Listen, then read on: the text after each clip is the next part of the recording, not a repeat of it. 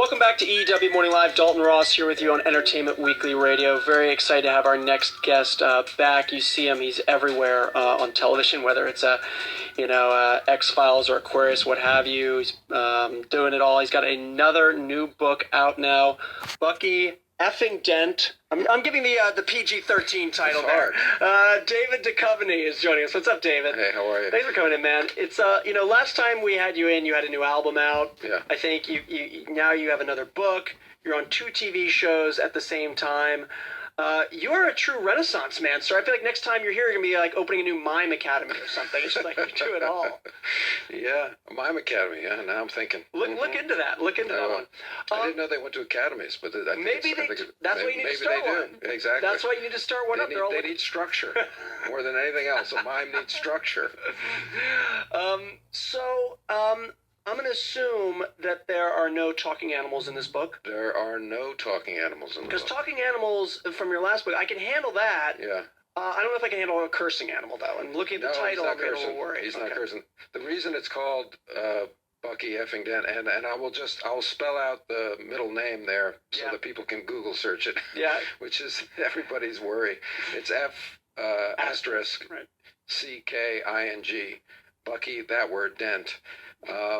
Bucky Dent was a light-hitting shortstop in 1978 for the Yankees, and in a one-game playoff against the Red Sox, broke the hearts of the entire Red Sox nation and all of New England by hitting a home run, only his 4th of the year. And 25 years later, I was at Taya's vacation, a family home in Massachusetts, and I heard 2 guys who were working on the roof, and I heard one of them refer to, and I'm going to use the whole. You can do it. No, we don't have to bleep you. You can go it. One of them said Bucky fucking Dent. I just heard that, and coming from New York, I'd only heard Bucky Dent. He was a hero to New Yorkers, but obviously he's the Antichrist in New England. So it always stuck in my mind as something that made me laugh just when I said it. It kind of flowed. And eventually I came up with an entire father-son story and a love story that revolved around the Red Sox collapse and the Yankees winning in 78, and it became a screenplay in 2002, which I haven't gotten to make yet, and in the meantime I've turned it into a novel. It's interesting because I remember the Bucky Dent game. I mean, that's pretty much how it's known. It was a tiebreaker game. Right. I was in D.C. I grew up in D.C. and I was a very little kid. Right. So I didn't root for the Yankees or the Red Sox, right. But I still remember where I was when that happened, being right. a little kid with no real rooting interest in the game. Do you remember where you were? Do you remember the game? Yeah, I didn't. I think they did show the game on television. Yeah, even though it was during the day. In the afternoon. Yeah. Yeah. I was in my first year of college. I didn't have a TV. Yeah. I was in college, and that was before college kids had right, TVs. Yeah. So I don't know how I heard about it, but I knew it was happening. And I didn't know it was going to be this. I really wasn't clued into the whole curse of the Bambino. The Red Sox are never going to win a championship because of having traded Babe Ruth business. So I didn't really know the historical significance of it. But when I did write the screenplay and I was shopping it around, right around the time the Red Sox finally won in 2004, I cursed them because I was like, you totally just screwed my movie. Because whereas they screwed the movie, it actually makes a really nice epilogue in the book that they won in 2004. And the book, you gave a little tease about what it's about. It's basically a father and a son. The son works at Yankee Stadium. The father's a diehard Red Sox fan who's sick. Very sick, and his sort of how he feels seems to fluctuate depending on how the Red Sox do, which kind of, I guess sports in a way is a very good placebo, I guess, if you think about it. Well, also because it's 1978, I'm able to work this mechanism in the book, which is that when the son and his father's buddies figure out that the dad's health, the dad himself has said in a letter to his son that I will not die until the Sox win it all, and they're going to win it all this year. That's why I'm dying. They're going to win it all. As they plummet, his health gets worse, and the son, because it's 78, and the dad just has access to the newspapers, really, starts to replace box scores as the Sox start to lose and the Yankees win. He starts to use old box scores where the Sox win and the Yankees lose. So the father is living in this bubble, and they try to keep him in this healthful bubble of Sox ascendancy. And then, of course, at some point it's punctured by reality, and he realizes that the Sox have blown it all, and they end up, he collapses at that point. And then when the Sox come back, which is what people don't know, is that the Sox won their last 6 games to force a playoff, and he kind of miraculously comes out of his coma. when he smells the tickets. His son, very weepingly says, "I got tickets, Dad. You gotta rise," basically in the hospital, and he does. It's a book, so he can miraculously rise without any kind of medical explanation. And they go on a road trip, basically. They go on a road trip to go see this one-game playoff, and they end up getting lost in Boston because none of them know how to get around there. They can't understand the accents when they ask cops for directions. And they end up outside Fenway in the seventh inning, which is when Bucky Dent hit the home run. So the reason I said it outside Fenway Park and didn't have them inside the park watching the whole game was because I conceived of it as a movie, and I knew it was going to be a low-budget movie, and I knew I was never going to be able to shoot and fill Fenway Park for myself. So I was like, oh, I'm going to put him in the parking lot. I bet I can shoot in a car outside of a green screen and put Fenway Park on that. So, but actually, necessity being the mother of invention, it works better that they actually miss the game, and they have more of a relationship together in the car, listening to the game. Well, it's interesting because sometimes when I think I've heard stories where creatively you come up with your best ideas when you're forced to work harder. Like the easy thing is have them in the game and do that. But okay, I can't do that for this reason. I'm gonna have to work a little harder now to come up with something else. And well, I always say this on set now, because these video cameras are so flexible, malleable. Not so much the cameras themselves, but the footage that they give you. So that if I shoot you from the waist up, I can actually go in later on and make it tighter. Whereas you couldn't do that with film; it would get blurry. So I always say, God, they really had to be good back in the day. We suck. We just just point the camera that way. We'll figure it out later. They'll fix it in post. Well, you know what you could do actually? Doesn't Bucky Dent have a replica of the wall down in Florida? He does. He actually built one. The Green Monster. Yeah, he built a replica of the wall because he's got some baseball academy down there. So he spent $100,000 or something crazy. I believe that. To build a wall. So you could just film it there. There you go. I'd use really short actors. Now you said you started as a screenplay. Is it still a hope of yours that someday you can make this to the screen? Yeah. I'm hoping that if the book finds an audience and that people that buy books to make them into movies are interested. I have the screenplay, and I thought about like rewriting the screenplay from the novel. Like, what would that be? That might be interesting. Maybe for someone else. Yeah, right. For me, it might be a little too much Bucky. We're talking with David Duchovny, whose new book Bucky Effing Dent is out now. You can go check it out. And X-Files just had a hugely successful return. And we had Gillian Anderson on recently, and it was great having her on. And she, I talked with her. I said, it's really interesting because you had a lot of these reboots happening, and generally, more often than not, they're really not successful. The audience is not there for these things. And there's been tons of them. I could run through a whole list, but the X-Files, the ratings on this thing, and the audience appetite for more of these episodes was just so palpable. It was Why do you think it was that in 2016 people were that excited for an X-Files reunion when other high-profile events came back? They really were not as excited for. Oh God, I think there's a number of issues at play with each individual reboot or show. I think sometimes you have a show like Full House, which it is what it is. Back in the day, it was a sitcom of a certain kind of quality, and to bring it back is kind of a kitschy, campy, sentimental, almost tongue-in-cheek kind of a thing.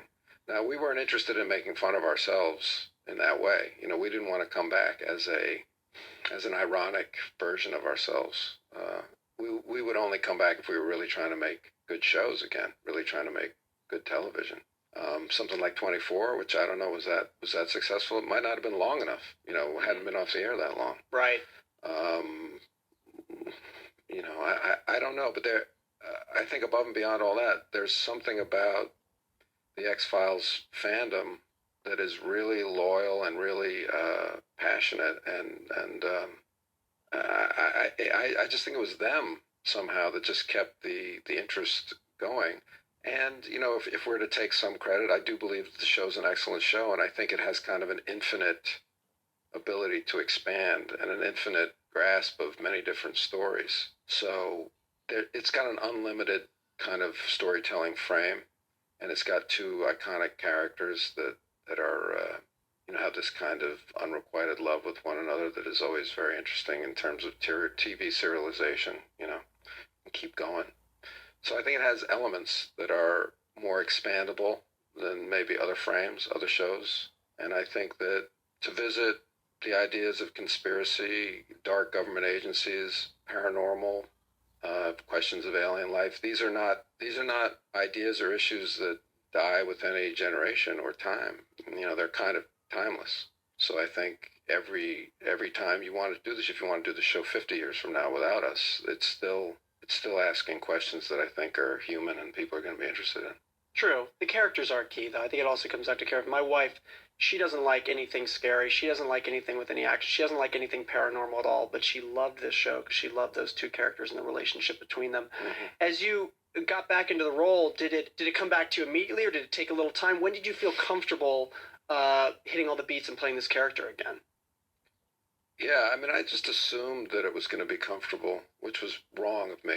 I just assumed that it would come back just if I snapped my fingers. And Jillian said the same thing, so that's interesting. Yeah. Because we've been talking about it for so long that it felt like we'd been working on it. Yeah. It's just, but we hadn't been. And I think it was really the presence of Jillian and of Chris on set. Just the first day was actually a rough day for me in terms of really having to speak like Mulder speaks. And Mulder doesn't speak. He doesn't say, he doesn't pause. He knows what he wants to say, and he says it from start to finish. And they're big words, and they're words that I don't know, and they're scientific words, and they're words I have no idea what I'm talking about. So there's a certain kind of flow, and we had an AD, an assistant director named Barry Thomas, who used to call it like Mulder flow, like when I could get into it, and some days I had it, and some days I didn't. And so this day was a day that needed Mulder flow, and I was like, oh, shit, this is tough. I forgot about this stuff. And just having Jillian and Chris there to kind of laugh about it, I was like, I can't believe we're doing this again. And I was like, this is harder than I thought, just have those people there and to be able to see Jillian across from me in a scene and to, that's Scully to me. And it was all very keying in, there's something unconscious happens, something instinctual happens. And then you realize, yes, I have actually put 9 years of work into this. I can fall back on that. It exists. It doesn't all go away into a vacuum. Did you have a favorite episode from the 6 you did? I mean, again, along the lines of my answer before, the show is really flexible. Yeah. Therefore, it's like a different show. I mean, you've got your paranormal shows, you've got your thrillers, you've got your scary monster of the week shows, you've got your mythology shows. So we only did 6. Therefore, we did maybe 3 or 4 different types of shows within those 6. So if you were tuning in, you might think you're watching a different show. So I don't really have a favorite because they really, for me, they click off boxes and stuff that I like from the show from before, and there's not one that I would choose over the other, just like I wouldn't choose, like to have a favorite type of show within our show. But I always like to see what Darren Morgan's up to. Yeah. I think he's a really, he's a unique voice. When I read his script, I thought, he's taken this idea that is so obvious and nobody's done it before, which is to turn the werewolf story on its head. What if an animal gets bitten by a human and turns into a human instead of the other way around? A human being bitten by a wolf or whatever and turning into a wolf. I was like, that's the genius of Darren Morgan. He turned something on its head that was hiding in plain sight forever, and he's gonna make a Darren Morgan type comedy, scary X-File on it. Honestly, it's one of the best X-Files episodes ever. I mean, and you know it. The reaction to it was immediate. I mean, it's. Well, Rhys Darby was so funny. Wasn't he? It was unbelievable. And you're right, though. It's an out of place X-File episode in a sense. It doesn't feel. I mean, you guys have done sort of fun comedic sort of looks like that before. They were normally his. Sometimes Vince Gilligan. I think I did 1 or 2 like that. But it's a certain. Darren really was the first to do a comedic X-Files episode because Darren is not capable of doing anything other than that type. That is Darren. And you don't ask him to do. It's wrong to ask him to do the other kinds. So, it's very special when he comes with a script. I love that one. I liked Home Again, too, with Glenn Morgan. Yeah. It was a great episode where you got to work with Tim Armstrong from Rancid. And interesting appearance. It took me a minute to realize that was him. I thought he did great, too. Yeah, he did. Yeah. It's excellent. Great punk rock singer there. Did you... any update on, that's what everyone wants to know, obviously. Any update on anything? No update, but, I think we're all ready, willing, and I don't know if we're ready. We're willing and able. The question is always, when are we ready? Right. That's really what the reason that, it took us so long to come back this time was. I think at first we were waiting to do another movie, and then when that wasn't happening, I think we all assumed it was done. But then television kind of recreated itself because of cable, and then network television recreated itself to compete with cable and started doing limited runs, which Aquarius is one. Yeah, exactly. We did 13 episodes. So then Chris and I looked at each other like, well, I guess we could do that. That'll work. Yeah. So now that we know this exists, we know we can do it. I think we'd all love to do it again. It's just a matter of scheduling and energy, you know. Talking to David Duchovny, his new book, Bucky Effing Dent. It's out now, and you should check it out. And you brought up Aquarius. You told me you just wrapped season 2, filming season 2. Season 1 ended with a whole bunch of sort of cliffhangers and things up in the air, including this witness, coming forward. So saw what Sam did at the end there. So that could mean some trouble for you, huh? Oh yeah, it's a troublesome year. We've got a lot of stuff happening in that show. It's a broad canvas of a show, but I think when people have trouble or they're reluctant to get into a period piece, which is what we are. We take place during the summer of love. I look at the issues that our show is tackling, and I go, yeah, period piece, because we're talking about the Black Panthers. We're talking about police brutality against blacks. We're talking about the feminist movement. We're talking about the Chicano movement, the gay movement. Yeah, you're right. Those issues are in the past. You're right. There's no reason to watch the show. We've settled all that. Everything's great here. Yeah. So to me, it's the genius of the show is that we are a historical show, and yet we are tackling these issues in a way that makes sense for a modern viewer, I think. And I feel like that's one of the cool things about the show, aside from the whole historical interest in Manson and that era. That exists too. You can satisfy an interest in that time, which is endlessly fascinating, the late 60s. But in terms of the writing and in terms of the philosophy and in terms of the artistry, I think of the show is really, really dealing with things that are more than relevant today. Are you going to get to spend some time with Manson in season 2? Oh, I thought you were going to ask me if I was going to. No, not you.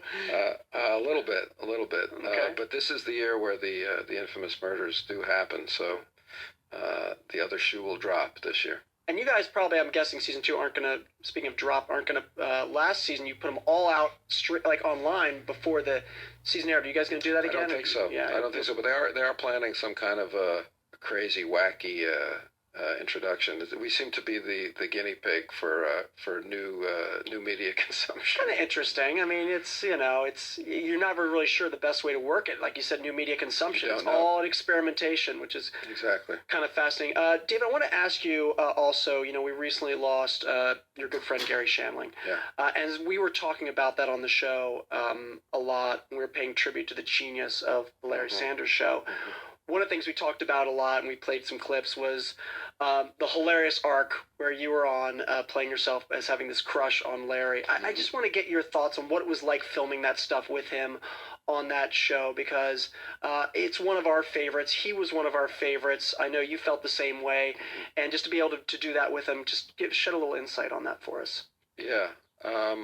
I find it still hard to talk about Gary. He was a great friend and a lifelong friend, and I miss him all the time. And what I am appreciative of as I watch the response to his death is that people are, I think, really appreciating how talented and influential he really was as a performer and as a thinker, really, comedic thinker or human thinker. And, you have people like Judd Apatow who would be the first to tell you that he learned everything from Gary. And Gary very generously lent his wisdom and to Judd, to me, to countless other performers and people. We're not just talking about show business advice or chops advice, talking about life advice, talking about friendship. So he's a loss to many people as a friend, I think what we're realizing is that he's not lost as an influence through these friends, that his work lives on, certainly through Judd, through many other performers, through me. So what was it like to do that? That just arose from our friendship, which we'd been friends for about a year, and I had done his show one time, and I said, I want to come back, but I have a crush on you, but I'm not gay, so I think that's funny in some weird way. I don't know why that's funny, but it strikes me as funny. And he's like, yeah, that is funny. But he said, you realize you're going to be David Duchovny? I said, yeah, I'll be playing David Duchovny. I was, isn't that what we do? He said, but people are going to think it's you because it's your name. I said, well, I can't control that. I know what I'm doing. You know what you're doing. So we kind of hashed that out. And I remember it wasn't really written so much, and some was written in the script, but we rehearsed. I was doing the X-Files, so we rehearsed. I rehearsed on the phone in my trailer in Vancouver, like the day before I was going to come down and shoot it, and that was just so odd. And I think there's a scene in which I call in. Yeah. And I'm on speakerphone. Right. Yes. I did that I just called in, and we played the scene. The scene as played is I was in Vancouver. It wasn't like I was off camera. Right. I figured you were just off camera. Right. That's funny. No, we did a few takes, and I was just waiting on the phone. I was like, oh, here we go again. And now I'm listening, and then the whole Sharon Stone thing came about because coming from Vancouver to L.A. for, I think it was the Golden Globes, and then I was staying in a hotel because I didn't live in L.A. at the time. I was living in Vancouver shooting the X-Files. And Gary came over to hang out, and I was in a rope because I'd come back and I was sweating in that tuxedo and the makeup and the hair. I was like, I just want to shower and put on some shorts. So I'm in a robe, and he comes in. I said, wouldn't it be funny if I Sharon Stoned you? Like cross. Yeah. So that makes it sound like these things were my ideas, and maybe some of them were, but the genius of Gary was so inclusive and embracing of other people's sense of what was funny and of other people's inspiration. So his generosity of spirit was consistent, not just to people in life, but also to the artistic soul of other people, and that's very rare. Yeah. Well, thanks for sharing those thoughts. And if you haven't seen it, you got to watch the Larry Sanders Show. Check out the arc with David on there. Also, check out the Gary Shandling Show, which blew my mind when it first came on. One of the weirdest network sitcoms. It started on Showtime, then aired on Fox in the 80s. It was just absolutely bizarre, and absolutely loved it. Yeah. David, thanks for coming in, man. Always love talking to you about all your various things going on in your tour. Are you touring? I'm going to go to Europe. In Europe, right? Yeah. That's awesome. Yeah, thank you. Have a great time doing that. All right, David Duchovny. Check out Bucky effing Dent. It is out now. Great book, David Duchovny. Thanks, man. We'll be back with more on EW Morning Live. Thanks so much.